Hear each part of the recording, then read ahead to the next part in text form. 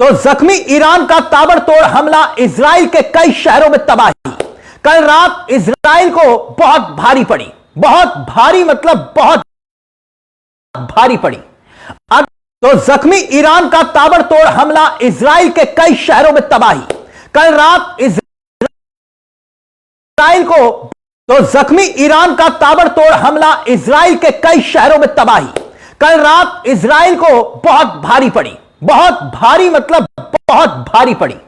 अगर हम कैडले की खबर को देखें, देखिए आपकी स्क्रीन पर, अगर इस खबर को सही माने तो 200 से ज्यादा बिल्डिंग्स को नुकसान पहुंचा है। और यह इजराइल के अंदर की तस्वीर हम आपको दिखा रहे हैं।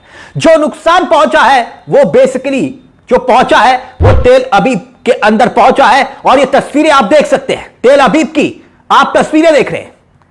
यह आपको बता दें जो तबाही है वो बड़ी तबाही है इजराइल के अंदर, तेल अबीब के अंदर। इन तस्वीरों को देखकर शायद आपको गजा की याद आ गई होगी, लोगों को गजा की याद आ गई। गजा में हमने ऐसे ही मंजर को देखा था। घर जो है टूटे पड़े थे, जमीनों पर खंडर की तरह बिखरे हुए थे, लोग सड़कों से भाग रहे थे, परेशान थे। वो सारे के सारे सीन तेल अबीब में आज दिखाई दे रहे। ईरान ने सऊदी अरब के तेल ढांचे पर जो हमला किया है उसकी तस्वीरें भी देखिए। देखिए तस्वीरें, ये सीधे तौर पर तस्वीरें, जो बड़ी खबर आ रही है, ईरान ने अमेरिका के सैनिकों तक को मार गिराया है। इतना ही नहीं, अभी आगे हम आपको दिखाएंगे कि कैसे राष्ट्रपति ट्रंप अब बातचीत के लिए गिड़गिड़ा रहे हैं, समझौते के लिए क्यों तड़प रहे हैं ट्रंप, वो भी आपको बताएंगे। बाकायदा अमेरिका के राष्ट्रपति खुद इस बात को कबूल कर रहे हैं, स्वीकार कर रहे हैं। ना सिर्फ 3 कैजुअल्टी हुई है, 3 लोगों की जान गई है। और यहां पर युद्ध को रोकने तक की बात हो रही है। युद्ध तीसरे दिन तक पहुंच चुका है। 2-3 हफ्ते क्या यह युद्ध चलेगा, इस पूरी खबर को हम आपको दिखाएंगे, समझाएंगे कि आखिरकार जो बड़ी बात आ रही है। सबसे पहले वो ये जान लीजिए कि 11 मुल्क ऐसे हैं जो डायरेक्टली या इनडायरेक्टली इस युद्ध का हिस्सा बन चुके हैं। अब देखिए कैसे इजराइल में देर रात, जी हां आधी रात तक एम्बुलेंस दौड़ती रही। अब वो तस्वीरें देखिए, सड़कों पर ऐसी एम्बुलेंस की तस्वीरें इजराइल में बहुत कम देखने को मिलती है। इस तस्वीर में अगर आप देख रहे होंगे तो इस तस्वीर में आप देख रहे होंगे कि देर रात सड़क पर, मेन रोड की यह तस्वीरें हैं। अब सोचिए कि किसी भी शहर में अगर इस तरह की तस्वीर निकलकर सामने आए तो वाकई में दिल दहला देती है। क्योंकि आप देखिए जो सड़क पर आपको लाल लाल लाइट दिखाई दे रही है, यह कोई लाल लाइटें नहीं है, यह सिर्फ लाल लाइट नहीं, ये तमाम एम्बुलेंस हैं, यानी ये सारी एम्बुलेंस हैं। मतलब आप देखिए जेरूसलम की सड़कों पर एम्बुलेंस का समुंदर आ चुका है, ऐसा दिखाई दे रहा है।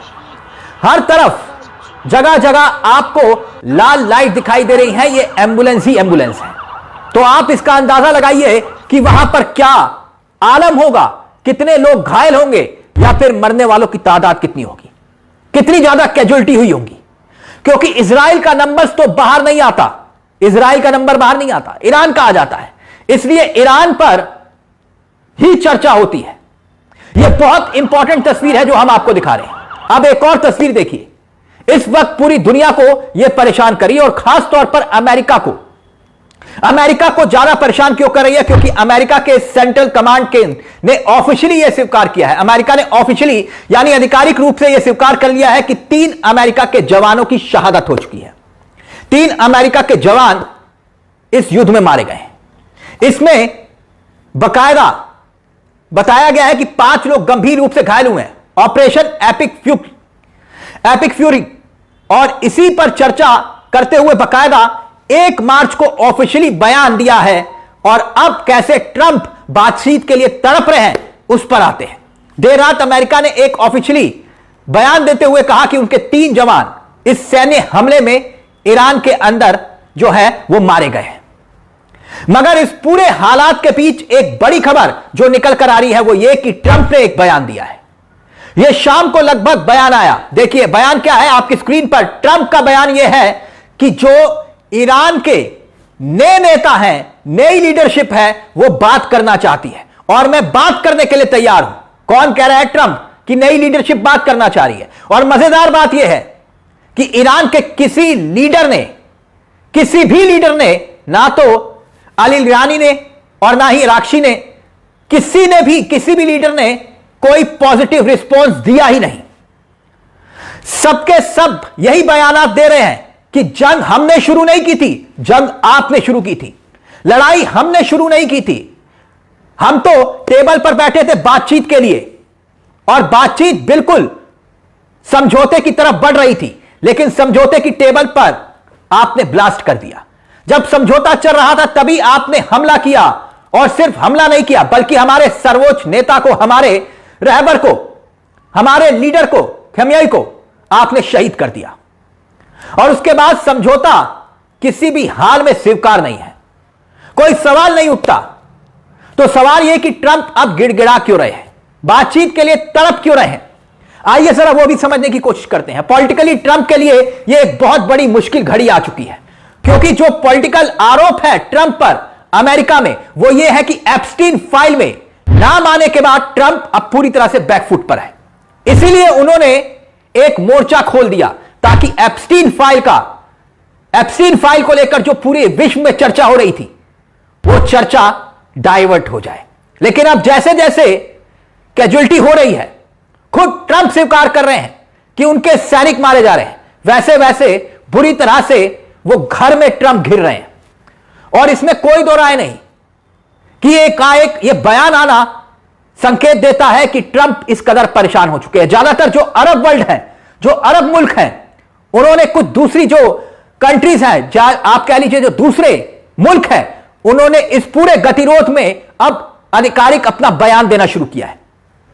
और अमेरिका द्वारा जो ऑफिशियली स्टेटमेंट जारी हुए हैं उसमें यूनाइटेड स्टेट के साथ साथ बहरीन, जॉर्डन, कुवैत, कतर और सऊदी अरब, यूएई का भी इसमें जिक्र है, जिन्होंने, आप जानते हैं कि इस देशों में भी ईरान लगातार हमले कर रहा है, क्योंकि इन देशों में ही अमेरिका के मिलिट्री बेसिस हैं और बकायदा वहां पर निशाना बनाया जा रहा है। लेकिन उसके साथ साथ कुछ पब्लिक, जहां पर पब्लिक एरिया है, वहां पर भी नुकसान पहुंच रहा है, और खास तौर पर दुबई में। और दुबई की तस्वीरें तो आपने देखी। बकायदा ऑफिशियली स्टेटमेंट जारी किया गया है कि जो सिविलियन है, जो पॉपुलेशन वाला इलाका है, वहां पर निशाना बनाया जा रहा है। और ऑफिशियल स्टेटमेंट, इन देशों ने भी अपने ऊपर हो रहे अलग अलग इंफ्रास्ट्रक्चर हो रहा है, जो हमला हो रहा है, उसकी निंदा कर रहे हैं। यानी ट्रंप पूरी तरह से खुद घिर रहे हैं। और ट्रंप इसलिए भी घिर रहे हैं क्योंकि अमेरिका में एक सैनिक की भी अगर जान जाती है ना तो सवाल खड़े होते हैं। ऐसा नहीं है कि हिंदुस्तान में जैसा होता है वैसा नहीं है। वहां ऑफिशियली अगर आपने कबूल किया कि आपके सैनिक मारे जा रहे हैं तो आप बहुत बड़ी मुसीबत में फंस रहे हैं। और यहां पर भी ट्रंप अब मुसीबत में फंसते हुए दिखाई दे रहे हैं।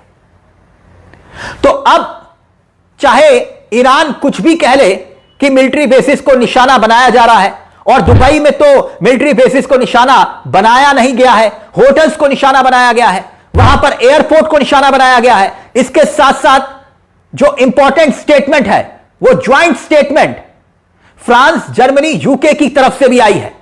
ईरान की जो इन कंट्रीज है उस पर मिसाइलें दागी गई, इसको लेकर आई है। यूके के जो प्राइम मिनिस्टर है उनका एक बहुत बड़ा स्टेटमेंट आया, स्टारमर, उनकी तरफ से ऑफिशियल स्टेटमेंट जारी हुआ, जिसमें उन्होंने कहा कि हमने ईरान के लाइसेंस से हमने सीखा है, इराक के लाइसेंस से हमने सीखा है। अब याद करिए, इराक में अमेरिका ने यही कहने पर लड़ाई को छेड़ा था और बाद में इराक से कुछ भी नहीं मिला। सद्दाम हुसैन का तख्ता पलट हो गया। इराक में आज भी कोई शासन सही तरीके से स्थापित नहीं हो पाया।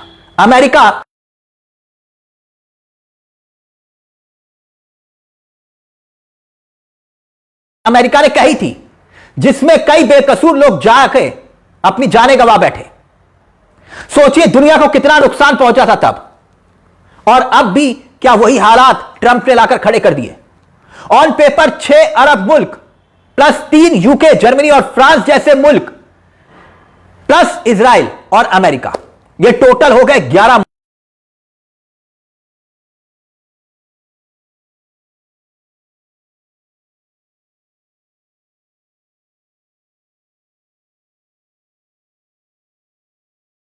आप जानते हैं तेल के दाम 20 से 25% के ऊपर जा सकते हैं, और यह भारत के लिए बहुत बुरी खबर होगी, क्यों? क्योंकि हम दुनिया के दूसरे सबसे बड़े क्रूड ऑयल खरीदने वाले देशों में से एक है।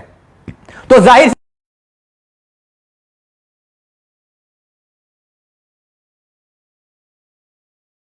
तो फिलहाल हालात यह है कि इजराइल में अफरा तफरी मची है। ईरान पर भी हमले हुए हैं, ईरान का भी नुकसान हुआ है, लेकिन इजराइल का जबरदस्त नुकसान हुआ है। छोटा सा मुल्क है हाइफा, वहां पर हमला हो चुका है, जेरूसलम पे हमला हो चुका है, तेल अबीब में हमला हो चुका है, अमेरिकन बेसिस कैंप पर हमला हो रहा है जबरदस्त तरीके से अरब वर्ल्ड के अंदर। और अब ऐसा लगता है कि ट्रंप और नेतन्याहू समझौते के लिए तड़प रहे हैं, लेकिन ईरान उसके लिए तैयार नहीं है। समझौता हो सकता है, मैं यह नहीं कह रहा कि समझौता नहीं होगा, हो सकता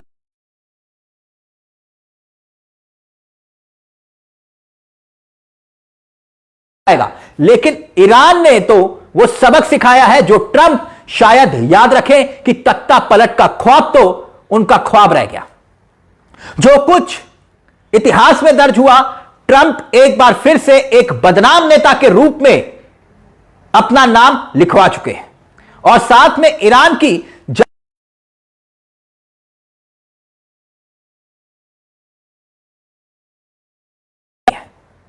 ईरान में एक सिस्टम है, वहां तख्ता पलट कर पाना ट्रंप के लिए नामुमकिन दिखाई दे रहा है। इस पूरे मुद्दे को लेकर आपकी क्या राय है?